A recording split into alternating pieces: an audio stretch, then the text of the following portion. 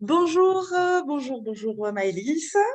Bonjour Rose. Bon, on va rentrer dans le vif du sujet. Est-ce que tu peux commencer par nous dire un petit peu qui tu es, quel âge tu as, si c'est pas indiscret, enfin, dans quelle dizaine tu te situes, et quel métier tu fais et depuis combien de temps?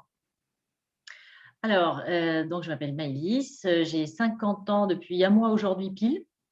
Je suis en instance de divorce, je n'ai pas eu d'enfant. Je suis. Alors aujourd'hui, c'est un peu difficile parce que quand si on me demande le métier que je fais, je suis plus tentée de dire chef d'entreprise que coach immobilier parce que ce que je suis en train de créer, c'est un réseau immobilier euh, où je ne recrute que des femmes. Enfin bon, ça, je m'en suis expliqué. On verra après, c'est un choix assumé.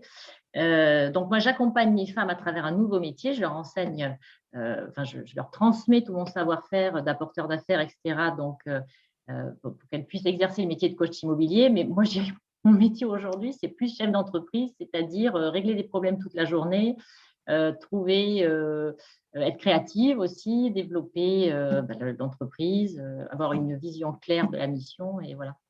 Et Super, fédérer une équipe autour de ça. d'accord, ok, c'est parfait. Alors, coach en immobilier, on va quand même faire un petit point parce que c'est un métier un peu nouveau. C'est quoi? Alors, le coaching immobilier, il vient du Canada à l'origine, mais aujourd'hui, alors, le métier de coach, d'une manière générale, bon, tu es coach aussi, que ce soit coach sportif, coach de vie, coach pour tout ce qu'on veut aujourd'hui en identité visuelle, etc. C'est un des métiers d'avenir incontournables. Le tronc commun, c'est accompagner les gens dans leurs projets de développement, quel qu'il soit. Mhm.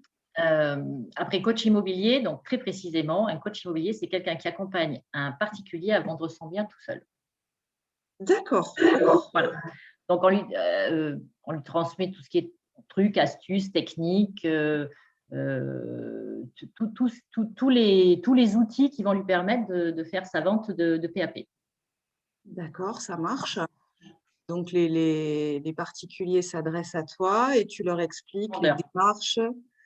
Oui, oui, les Voilà, particuliers c'est vendeurs. uniquement pour la mise en vente. Parce qu'aujourd'hui, le problème, c'est que comme le terme coach est vendeur, il est un peu utilisé à toutes les sauces. Donc, le coach immobilier, on retrouve des formateurs d'agents immobiliers, on retrouve des gens qui forment les investisseurs, les particuliers à investir en immobilier. On trouve beaucoup d'agents immobiliers qui se disent coach immobilier parce qu'ils jouent un peu beaucoup sur les deux tableaux. Bon, bref. Donc là, non, coach immobilier, c'est très clair, c'est une personne qui accompagne un particulier à vendre son bien. D'accord. Alors, attends, je vais juste régler. Je ne sais pas si tu as un retour aussi au niveau du son. Pour moi, c'est bon, il n'y a pas de bruit. Ah, je ne veux pas que ça passe sur la vidéo. Bon, soit, ça va passer. Est-ce que tu peux nous dire ce que tu aimes dans ce métier et pourquoi? Alors, le métier de coach immobilier, c'est vraiment un système gagnant-gagnant. C'est-à-dire que moi, enfin, mais ça, je vois beaucoup de gens autour de moi, finalement, d'une manière générale. Aujourd'hui, on a envie de consommer différemment. Et on a envie de tout ce qui est plus dans le système gagnant-gagnant, l'avantage du coaching, c'est qu'on accompagne une personne à tirer un maximum de son bien. On l'accompagne aussi sur un plan émotionnel. Enfin, ça, c'est ce que je fais dans mon entreprise, Accompagne-toi. Ça, c'est une spécificité qu'on a, nous, dans le réseau. Mais voilà, c'est l'accompagnement, c'est aussi le fait d'accompagner des femmes. Alors là, je parle au niveau du réseau proprement dit, au travers d'un nouveau métier où elles peuvent concilier vie personnelle, vie professionnelle, où elles peuvent euh, s'épanouir, aider les femmes à s'épanouir avec développer l'entrepreneuriat féminin. Pardonnez-moi, c'est pas très clair, mais voilà. Euh, Parce que quand j'ai perdu mon emploi à 44 ans, j'ai pas pu retrouver d'emploi salarié, ou en Mhm. tout cas avec des salaires de misère. Enfin bon, bref, on sommes nombreuses aujourd'hui à connaître le problème. Donc je me suis dit, quitte à créer mon propre emploi, je vais aider aussi les femmes. Ça, c'est ma première, c'est ma mission, on va dire. Moi, je suis là pour elles, pour leur transmettre un savoir-faire, un métier, et elles sont là pour nos clients. Voilà. Ok, ok, Et ce que j'aime le plus, c'est vraiment le système gagnant-gagnant, parce qu'au niveau du client, forcément, il gagne du temps, on lui fait gagner du temps et de l'argent. On gagne notre argent en faisant gagner aussi. D'accord, ok, bah, c'est génial. En plus, tu as répondu à la question suivante, donc ça, c'est parfait. Du coup, on a vu là ce que tu aimes, ce que ça t'apporte, ce que tu apportes aux autres. Est-ce qu'il y a des côtés de ce métier qui te plaisent un peu moins? Parce que dans tout métier, il y a les Alors, le inconvénients. métier de coach immobilier, non. C'est vraiment que du bonheur. Il y a un tel échange avec, enfin, avec nos clients. En plus, le coaching, c'est vraiment particulier. C'est une relation de confiance. C'est vraiment un partenariat, un vrai partenariat. Donc, je dirais que pour ma casquette de coach immobilier, je vois pas tellement à part peut-être si la difficulté à se faire connaître. Quand les gens nous connaissent, ils trouvent le système génial. Mais là, aujourd'hui, c'est vrai que ce n'est pas encore entré dans les mœurs, même si c'est en train de faire une entrée fracassante. Ça existe en Europe, le coaching immobilier, mais particulièrement en France, là, ça devient vraiment exponentiel. Après, dans le métier de chef d'entreprise, oui, là, ça, c'est beaucoup plus compliqué. Même si je connais très, très bien, parce que même si j'ai été salariée pendant 30 ans, je suis issue d'une famille de chefs d'entreprise depuis 3 ou 4 générations. Donc, et c'est pour ça d'ailleurs que je ne voulais pas, enfin, en tout cas, j'ai eu beaucoup de mal à sauter le pas, mais en même temps, j'étais prête, parce que je ne voyais que les désavantages. Oui. Beaucoup de prise de décision, beaucoup de responsabilités, la prise de risque. Et en plus, je suis une femme et les femmes ont quand même plus de mal avec la prise de risque. Moi, j'envie beaucoup les hommes pour ça. D'accord, ok, ok, ok. C'est noté. Euh, Quand tu étais petite, Maëlys, quel métier voulais-tu faire en sachant que princesse, ninja, enfin bref, Tout tout est compte. permis. Oui, Alors, toute petite, avant l'âge de 10 ans, je dirais que c'était transmettre. Je me revois très bien aligner mes peluches et mes poupées. Il y avait cette idée, alors pas forcément maîtresse d'école, d'ailleurs, ça qui est un peu curieux. Je ne sais pas, il y avait cette idée de transmission, d'apprendre. Voilà. Après, à partir de l'âge de 10 ans, ce qui me faisait rêver, c'était les femmes d'affaires. d'accord.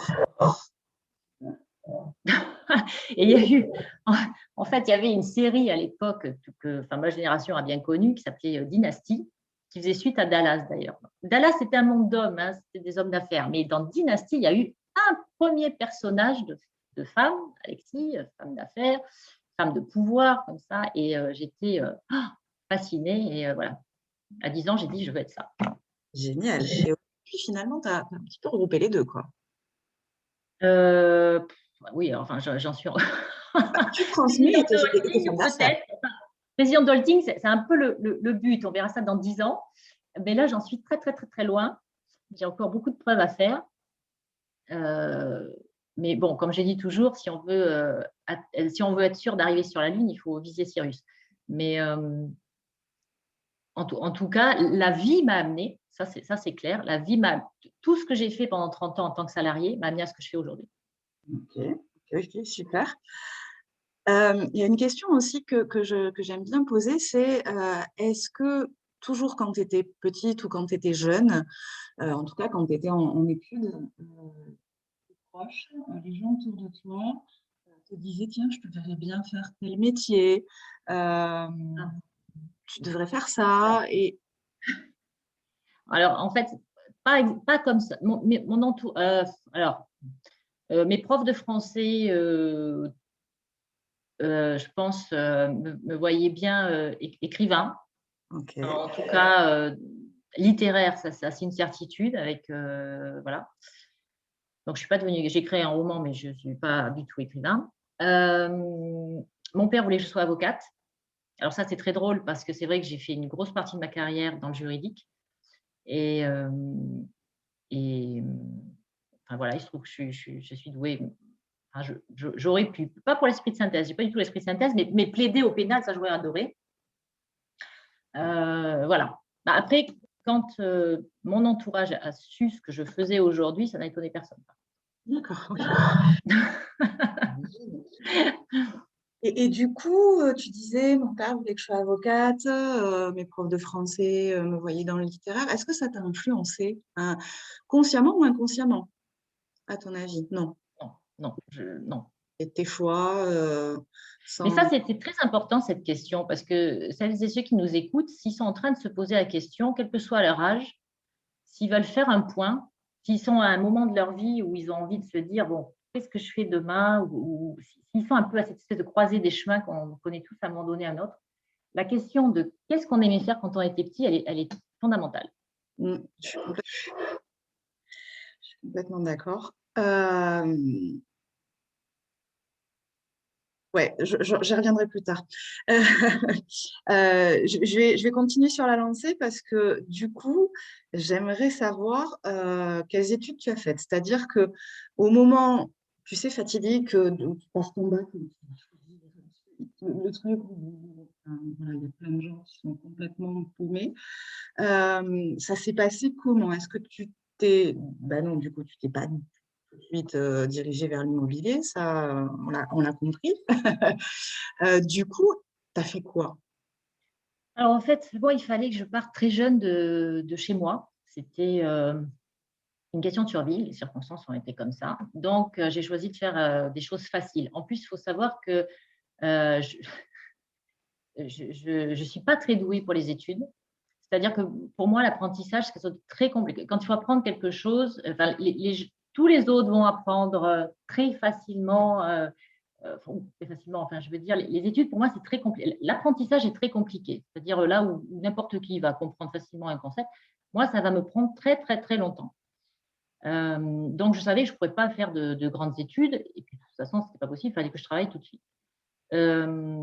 Donc, j'ai fait un BTS, enfin, j'ai fait 2 BTS, français et européen d'attaché de direction. Comme je me prédestinais de toute façon au salariat, voilà, moi, je pensais être une secrétaire améliorée et puis faire ça toute ma vie. Euh, euh, et du coup, donc, deux BTS.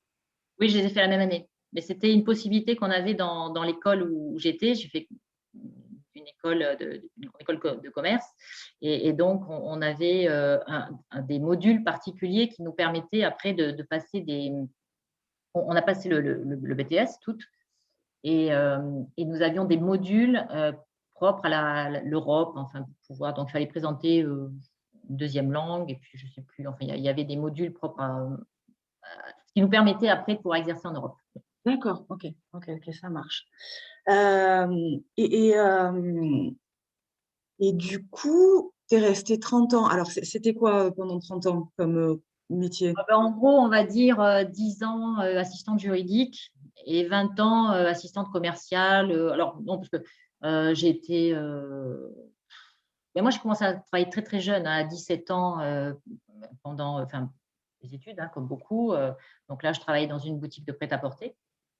Ensuite, j'ai fait beaucoup de gestion d'entreprise. Parce que le tronc commun attaché direction, en fait, on peut après, c'est bien parce qu'on peut choisir différentes spécialités dans la gestion d'entreprise, le juridique, bon, l'assistanat proprement dit, il y a des directions l'assistante de direction pure et dure, etc. Bon. Donc, moi, je dirais que le gros pôle, ça a été, voilà, j'ai commencé ma carrière dans deux gros cabinets d'avocats, d'abord d'affaires et après plus généraliste. Et puis, je suis venue à l'immobilier suite à une rupture amoureuse, en fait. Oh, C'est-à-dire qu'à 25 ans, voilà, j'étais très amoureuse d'un garçon, ça ne s'est pas concrétisé. Et quand j'étais très malheureuse et que l'action guérit la dépression, je me suis dit, il faut que je me lance dans un projet. Et comme lui était en train d'acheter son premier appartement, bon, je me suis dit, bon, pourquoi pas. Et c'est comme ça que je suis venue à l'immobilier. d'accord. C'est Et génial. après, enfin, en fait, j'ai fait cette expérience personnelle. Et ensuite, donc, je me suis dit, ah ben c'est ça, rénover, revendre avec une plus-value, réinvestir, etc. J'ai dit, c'est mon truc. Et donc, après, j'ai intégré un gros réseau immobilier sur Bordeaux et la D'accord. région. Ok. Voilà. Et du coup, 44 ans, stop. Ouais. Et là, le questionnement est maintenant. Alors là, le gros plongeon d'abord. Ouais. Et puis, parce que contrairement à ce qu'on croit, très souvent, le CDI n'est pas un gage de sécurité. Et puis après, très difficile de retrouver du travail. Donc après, j'ai retrouvé dans une petite agence de quartier, mais enfin vraiment sous-payée. Enfin, c'est une catastrophe. Donc je me suis rendu compte que si vraiment je voulais vivre de mes compétences, il fallait que je sois indépendante. Mais en fait, c'est parce que j'ai fait un coaching là aussi. On en revient toujours au coaching. J'ai fait un coaching professionnel avec une femme formidable, Edmond Langlais, sur Bordeaux, qui accompagne les femmes entrepreneurs. Et ma toute première idée à la suite de ce coaching, c'était de devenir hypnothérapeute. Ok. Donc, j'ai passé une certification. Mais bon, l'immobilier, c'est ma passion. C'est ma passion, c'est ce pourquoi je suis douée, etc. Donc, et après, les choses se font petit à petit. Mais pour tout le monde, c'est comme ça. Je crois qu'il faut faire confiance à l'univers aussi. Mhm. On a des signes, on a des rencontres qui se font. Et donc, c'est ça moi, c'est ça qui me fait rêver, c'est donc ta passion. C'est-à-dire qu'aujourd'hui, ce métier-là, tu te lèves, même s'il y a tous ces côtés un petit peu moins fun de chef d'entreprise, ça te fait vibrer. Tu sais que tu vas faire des trucs qui te plaisent, tu sais pourquoi tu es là Ouais. et tu sais ce que tu as envie d'apporter aux autres et ce que tu as d'apporter en retour. Ah oui, ça c'est inestimable. C'est pas quantifiable. Enfin, que ce soit au niveau de mon équipe ou même des clients, c'est vrai que la plus belle rétribution, bon, évidemment de l'argent il en faut, et je compte bien en gagner, comme moi, mais la plus belle rétribution, elle est immatérielle. Elle est humaine, c'est génial. Si c'était à refaire aujourd'hui, est-ce Je que tu... referai pareil. Pareil? Pareil, et pourtant Dieu sait que il y a eu énormément de difficultés, d'épreuves, d'obstacles. Alors, je dis ça aujourd'hui à 50 ans, parce que Dieu sait que ça n'a pas été facile, même pour créer l'entreprise. Enfin, il m'a fait 2 ans et demi de galère juste incroyable. Mais ça aussi, c'est pareil. Pour celles et ceux qui nous écoutent et qui ont un projet comme ça, il ne faut jamais rien lâcher. Jamais, jamais, jamais. Si vous êtes sûr, si vous êtes dans l'axe, si vous êtes sûr de ce que vous voulez faire, si vous aimez ce que vous faites, ne lâchez rien. Parce que plus ce sera dur et plus la réussite sera belle. Magnifique. Voilà, moi, c'est des gens comme toi que je vois au jour le jour. Et c'est vrai que plus ça va et plus j'en vois. Et c'est vrai qu'on nous montre tellement de choses, on nous dit tellement que ça va mal. Mais non, on est nombreux à s'épanouir dans ce qu'on fait. Et c'est ça qui est génial. Et c'est ça qu'il faut montrer, je pense, aux gens qui sont un peu, aux jeunes, aux gens qui sont un peu dans le doute. C'est que oui, c'est possible. C'est possible. On a pour seule limite, ce n'est pas de moi, mais on a pour seule limite que celle que l'on s'impose. On est bien d'accord. Et là, j'en profite aussi, puisqu'on est là-dedans, pour souligner que bien souvent, les gens qui nous disent non, mais il ne faut pas que tu fasses ça, tu n'y arriveras pas, bah déjà n'ont jamais essayé. Et puis ces gens-là, Alors, ce ne sont pas vous, enfin, c'est pas nous, c'est pas vous, c'est eux. C'est par rapport à eux qui parlent. oui, alors, il y a 2 choses. Ça, c'est très important. Parce que moi, je travaille beaucoup avec une coach canadienne qui s'appelle Alexandra Villaruel-Abrego, que j'adore. Et ça, elle en parle parce qu'il y a 2 types de personnes. Il y a celles qui vont vous dire ah non, tu ne peux pas, ou c'est pas viable, ou c'est pas suffisamment. Enfin, ça, ce sont des personnes souvent qui nous aiment, qui ne pourraient pas le faire elles-mêmes, mais vraiment qui sont sincères et qui ont peur. De toute façon, il n'y a que 2 énergies dans l'univers, la peur et l'amour. Bon. Mais des fois, par amour, on peut avoir peur et donc vouloir, mais Protéger? voilà, pour protéger, exactement. Après, vous avez les personnes qui sont franchement nocives, négatives. Voilà. Donc, il faut bien faire la différence entre les 2. Mais pour autant, c'est difficile.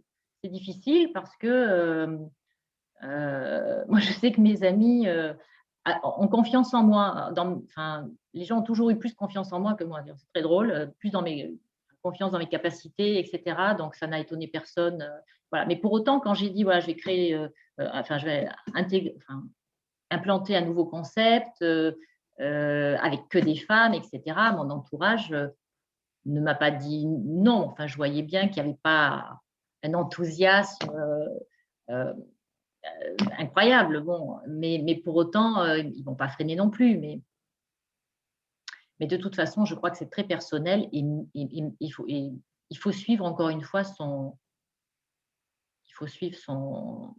intuition et enfin, il y a quelque chose qui vibre. Voilà. C'est le jour où on a trouvé vraiment ce qui est pour nous et oui, ça nous fait vibrer. Mm. Et ça, il peut y avoir l'Himalaya en face et le K2 et tout ce que vous voulez, vous passerez. Ouais, ouais, j'avais tendance à dire aux élèves, c'est quand tu sais ce que tu veux faire et que tu parles de ça, tu t'illumines. On dirait un sapin de Noël. Exactement.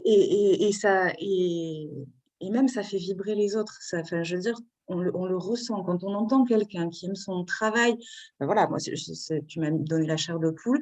Et voilà, quand on aime ce qu'on fait, on le ressent, on le transmet, voilà, c'est palpable presque. Oui.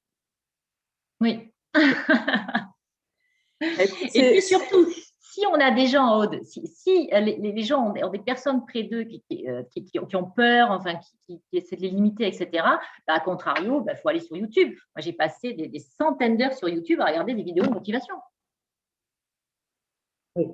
Oui, oui, oui. Et c'est pour ça qu'on est là aujourd'hui. Toi comme moi, je pense que voilà, je tiens à préciser que j'ai fait un post sur LinkedIn et que tu m'as répondu spontanément en proposant effectivement de participer au projet. Je te remercie énormément. Et, euh, et c'est ça qui est chouette. J'ai perdu le début en fait, hein, Non, voilà. mais je te remercie, Aude, c'était une super initiative, mais en fait, dans l'idée de transmettre, c'est très important chez moi, en fait. Peut-être parce que je n'ai pas eu d'enfant aussi, donc je transmets d'une autre façon. Mais il y a tellement de femmes surtout, mais des hommes aussi. Hein. Il y a Max Piccinini ou David Laroche, on a de très, très grands coachs en France aussi. J'ai tellement reçu, gratuitement en plus, hein, parce que des ressources gratuites, il y en a illimité sur Internet. Et qu'aujourd'hui, que j'ai commencé un peu à avancer, je suis loin de mes ambitions, mais en tout cas, j'ai commencé à avancer et je vois tout le chemin parcouru depuis 2 ans et demi. Je me dis que si moi aussi, je peux aider quelqu'un de l'autre côté de l'écran qui s'est dit, bon, attends. Eh bien, je te remercie pour une fois. Et d'ailleurs, on mettra le lien que tu me communiqueras vers Accompagne-toi. Ah ben, Euh, c'est super, parce qu'en plus, on est bah, en plein recrutement. bah, c'est génial. Donc vous pourrez soit postuler, soit, si vous êtes vendeur, contacter Maëlys et son équipe. Et c'est ça aussi le gagnant-gagnant. Oui, C'est-à-dire qu'on est tous là pour s'aider, pour s'apporter les uns aux autres. Et c'est cette société-là qu'on a envie de promouvoir et de vivre. C'est dans cette société qu'on a envie de vivre. Donc, ben, je vais arrêter cet enregistrement. Hein. Et une dernière question. Est-ce que, tu n'as pas le droit de dire non, hein. Est-ce que ça t'embête si on donne la possibilité aux personnes qui vont regarder cette vidéo de poser des questions que moi, je synthétiserai peut-être une fois par bien mois sûr, et que je t'enverrai?